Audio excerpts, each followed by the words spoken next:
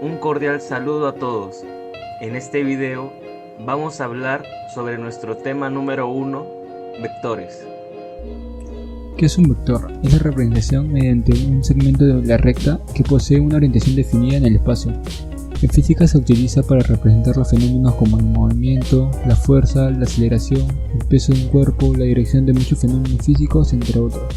Como podemos apreciar en la imagen, vemos que el peso del hombre va hacia el centro de la Tierra, y la reacción que ejerce este es opuesta al peso. Todo es representado por flechas o segmentos. Las partes de un vector se dividen en el módulo, que es la representación del tamaño del vector y hace referencia a la intensidad de la magnitud que se representa numéricamente. La dirección es la proyección que sigue el vector y corresponde a la inclinación de la recta.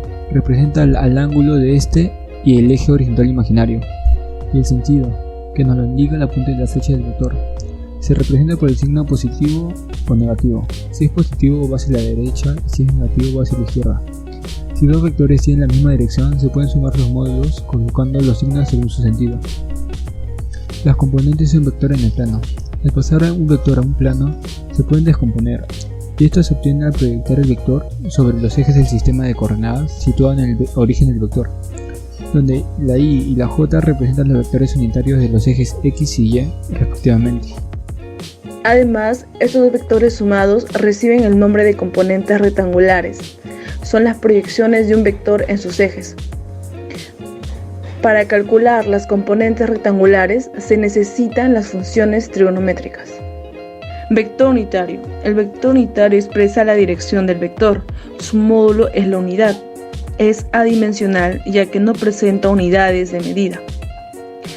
El vector unitario se representa dividiendo el vector sobre el módulo del vector respectivamente. Adición de vectores. Tenemos al vector A y al vector B.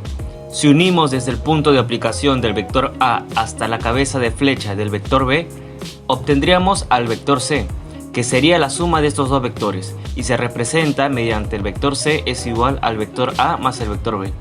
Se puede sumar mediante los vectores colineales y vectores paralelos. También se puede usar el método del polígono. Este método cabe resaltar que se aplica cuando hay dos o más vectores consecutivos. La suma de estos tres vectores se representa mediante el vector resultante. Sustracción de vectores. Tenemos dos vectores A y B consecutivos, pero si queremos usar la operación de la sustracción, lo podemos representar mediante una suma. El vector C viene a ser la suma del vector A más el vector menos B. Multiplicación de un vector por un escalar. El escalar, en este caso C, va a multiplicar al vector A. Al hacer esto, C va a multiplicar a todas las componentes del vector A, es decir, AX, AY y AZ. Hay dos casos. Si el escalar es positivo, dentro de esto se divide. Si el escalar es mayor que 1, afecta al módulo del vector A, que aumenta pero no cambia su dirección. En cambio, si el escalar es mayor que 0 pero menor que 1, el módulo va a disminuir pero no cambia su dirección. Y el escalar negativo afecta a la dirección que va a ser opuesta. Método analítico. Tenemos el vector A con sus respectivas componentes, igualmente con el vector B. Para poder sumar o restar ambos vectores, se debe operar con su respectiva componente. Ahora aprenderemos a calcular el módulo de la suma o diferencia. Si tenemos el vector A, el vector B y estos forman un ángulo de θ, la fórmula para hallar el módulo de la suma sería raíz cuadrada del módulo de A al cuadrado más el módulo de B al cuadrado más el producto de los módulos de A y B por el coseno de θ. Por otro lado, si queremos la diferencia, sería raíz cuadrada del módulo de A al cuadrado más el módulo de B al cuadrado menos el producto de los módulos de estos vectores por el coseno de θ. Aquí tenemos un ejemplo. Nos piden hallar la resultante del módulo de la suma si el módulo de A vale 6 y el módulo de B vale 4. Observando la gráfica nos damos cuenta que el ángulo que formarían el vector A y el vector B sería de 60. Ahora que tenemos el ángulo y los módulos, podemos reemplazar libremente en la fórmula. Sería raíz cuadrada de 6 al cuadrado más 4 al cuadrado más 6 por 4 por el coseno de 60. Esto resultará 29.14. Ahora aprenderemos a calcular el producto de vectores. Para eso tenemos el producto escalar, o también llamado producto punto de dos vectores. En este caso hay dos formas de hallar el producto.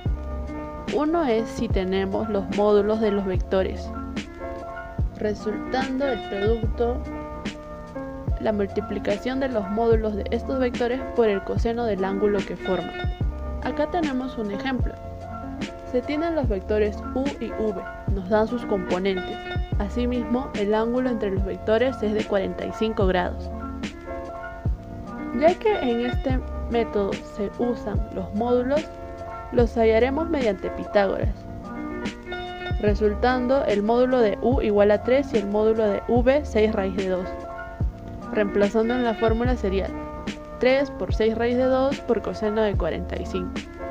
Esto da de resultado 18. La segunda fórmula sería cuando nos dan los componentes de los vectores.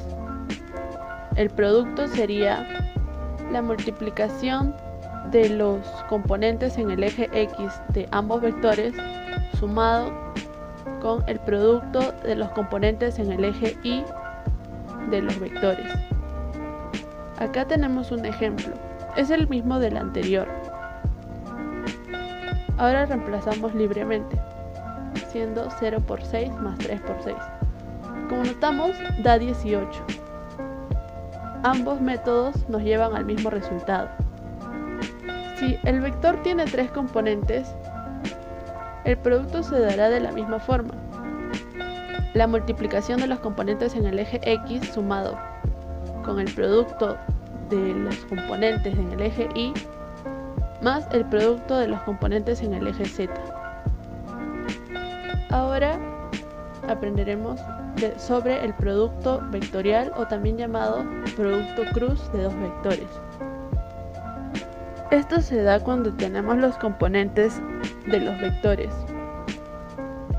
El producto es igual a la determinante de los componentes, resultando la siguiente fórmula. Por otro lado, si quisiéramos hallar el módulo del producto, sería igual al módulo de u por el módulo de v por el seno de alfa, que es el ángulo formado entre estos vectores. Acá tenemos un ejemplo. Nos piden calcular el producto de los vectores m y n. Nos dan los componentes de ambos vectores. Como ya sabemos, el producto se halla con la determinante de sus componentes, resultando la siguiente fórmula. Nos queda que el producto vectorial tiene por componentes 9i, 10j y 8k. A partir del tema estudiado podemos concluir lo siguiente. Para describir las magnitudes físicas vectoriales se utilizan herramientas del cálculo vectorial. Los vectores, segmentos orientados, se caracterizan por su valor numérico o módulo, dirección y sentido. Las reglas aritméticas no aplican en la suma y resta de vectores. Con este fin se utilizan métodos gráficos y analíticos.